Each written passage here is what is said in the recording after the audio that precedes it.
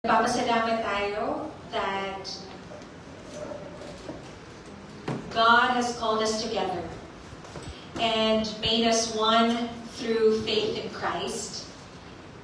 Yet did you know that we have become a church not because we wanted to, but because God called you and me? It was God who bound us together. And God has not only given us the gift of salvation through Christ, but He has also given us the gift of unity in Christ. Mababasa po natin in Psalm 133 verses 1 to 2 ang declaration of the beauty of what it means to live in togetherness and unity. Sabi po doon, how wonderful it is, how pleasant for God's people to live together in harmony. It is like the precious anointing oil running down from Aaron's head and beard down to the collar of his robes.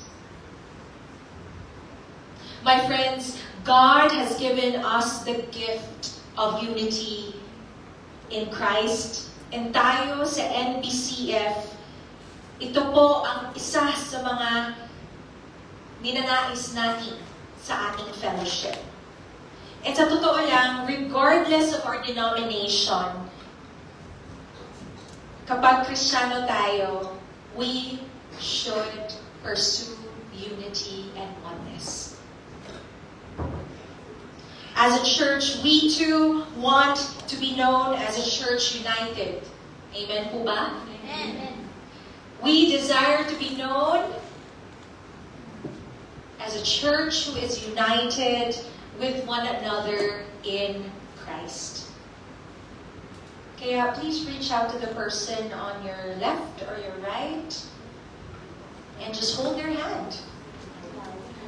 One sign of unity is being able to hold each other's hand, support one another.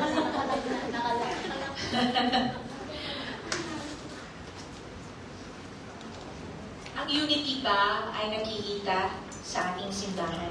Amen! Buti may nag-amen. Affirmation po yun. Pero alam po ba ninyo that there's a saying about us Baptists that goes, Baptists multiply by dividing. Baptists multiply by dividing. Dumadami po tayo hindi dahil masigasig tayo sa witnessing and evangelism or dahil sabik na sabik tayo to plant churches. Dumadami daw po ang mga Baptist churches dahil hindi na po sila nagkakaintindihan, kaya umalis sa isang simbahan at nag-umpisa ng panibagong simbahan. Gets nyo? Yes. Although this is not true for all, pero may tatak lang talaga ang mga Baptists na gano'n. Dumadami ang mga Baptist churches kahit magkatabi-tabi.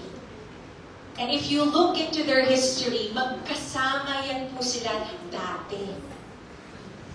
Now, don't take me wrong, yung paghihiwalay is not evil or wrong in itself.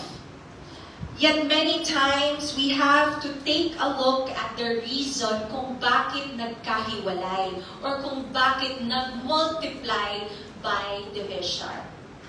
Was it really because kailangang humiwalay? Or was it an issue of pride? Bakit kailangang umalis at magpatayo ng sariling simbahan? Is it because hindi na tama ang tinuturo?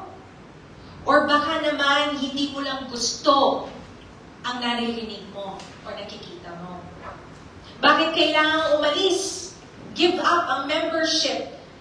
Is it because hindi na ayon sa kay Kristo ang ginagawa ng simbahan? Or baka naman It is because we no longer feel the people inside the church. In short po, many times a church, and hindi lang Baptist church, divides itself because it has decided to be disunited. And para sa atin ngayon, we have to reflect on this. Kailangan po natin pag-isipan kung bakit nagmo-multiply tayo by division. And if it is important for us to realize how we can protect ourselves and protect the unity within the church and fellowship as we live and serve for God's glory. Can you imagine kung hayaan natin ang disunity sa loob ng simbahan? May mananatili, may aalis. So how then can we protect the church? Una, let's identify the enemy. What is the enemy of our Christian unity? Ano pong nababasa ninyo dyan? Spirit of division. Spirit of division. I hope we realize, mga kapatid, na yung espiritu na meron tayo at sa paligid natin, hindi lamang ang banal na espiritu. There are other spirits na pwedeng maging bahagi natin at maging influential sa atin bilang isang iglesia. And one of these one of the most destructive spirits is the spirit of division. If you have your Bibles with you, you may open to John 10:10. And sinasabi po dito is, the thief approaches with malicious intent, looking to steal, slaughter, and destroy. I came to give life with joy and abundance. If we want to understand, mga kapatid, the spirit of division, we have to take a look at what is being represented here in the text. Ano po bang nakikita natin? We can see here that the spirit of division is a kind of spirit that whose main purpose is to destroy, prevent unity. Si Shirley Wachu gave this definition. Sabi po niya, the spirit of division is a type of spirit that can come in various forms but stems from the root demon spirit called pride.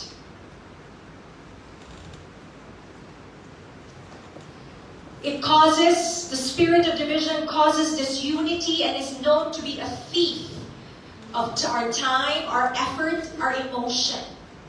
And it steals people's provision for God's vision for our lives. Ang spirit of division, mga kapatid, is a very, very destructive spirit.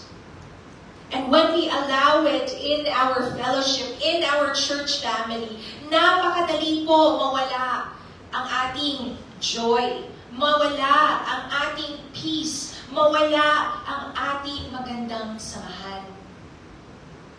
The spirit of division desires to kill the fellowship.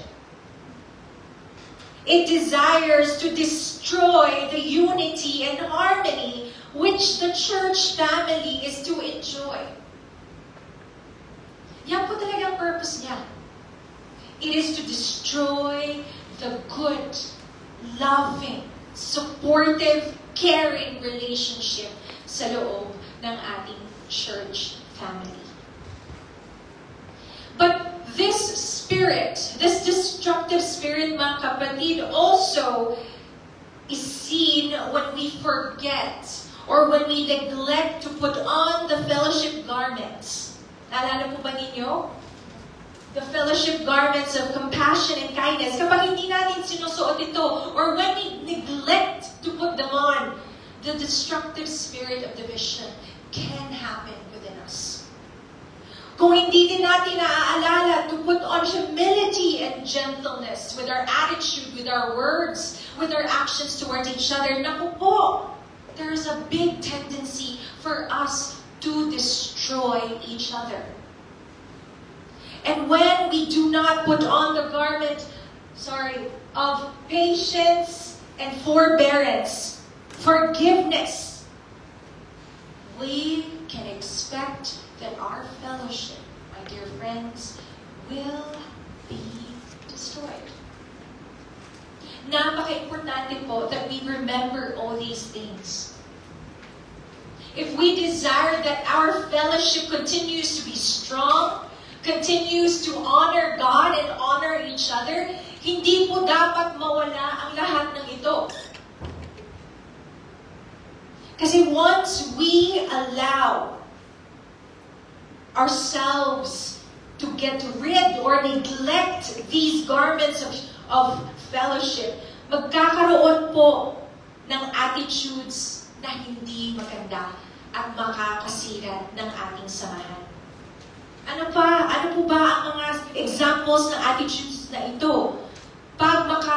Makasarili, kalupitan sa ating mga salita at kilos, chismis, pagsuway, pagre-rebelde, walang pagmamalasakit sa iba.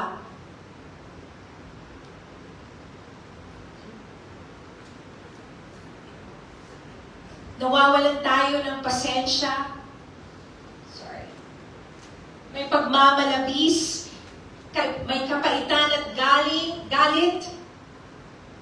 Nagkakaroon tayo ng masamang hangarin at hindi tayo marunong magpatawad sa ating kapwa. If we ever see, hear, or do these things in our fellowship, know that the spirit of division is working in us and through us. Many times, alam ko, hindi tayo aware. At many times, hindi naman natin intensyon na sirain ang samahan.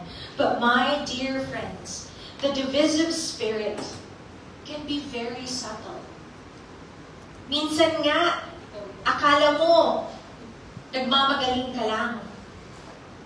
Or akala mo, joke lang. But when we are not careful with the words we use and say to one another, face-to-face man po yan, behind the back or on social media, often anonymously, or when we are not aware of the actions we show to each other, when our intents are malicious and we have ungodly attitudes towards our role